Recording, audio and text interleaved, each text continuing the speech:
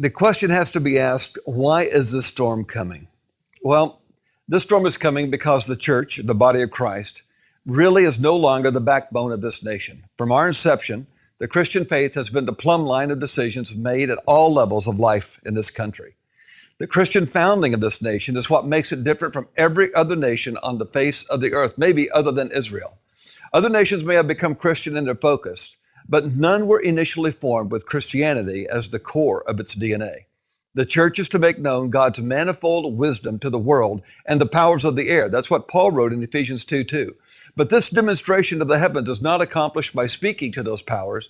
It is through righteous living that we will make that known.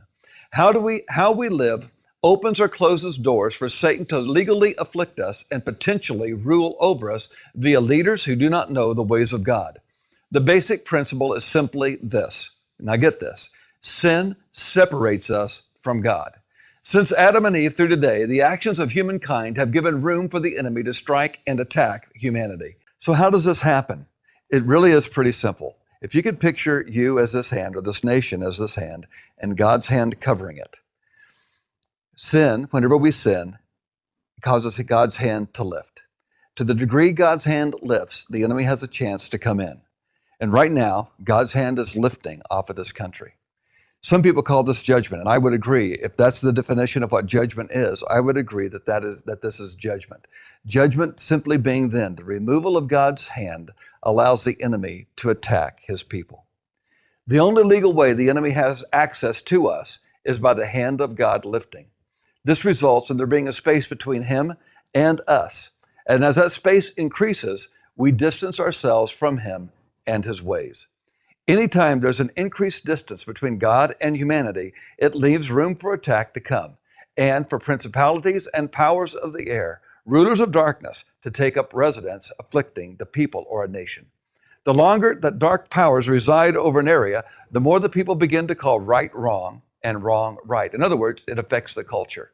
So here in the United States, leaders arise from the people or the culture. In other words, as the people believe and think, so do the leaders believe and think.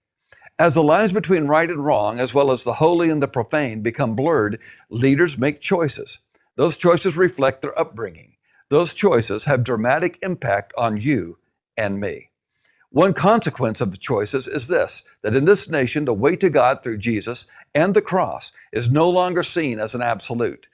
In fact, absolutes have become touted as intolerance, first by the world and now even within the church. Yes, I understand there are many exceptions to this within the church culture, but it's changing, and the lines are gradually, slowly being blurred.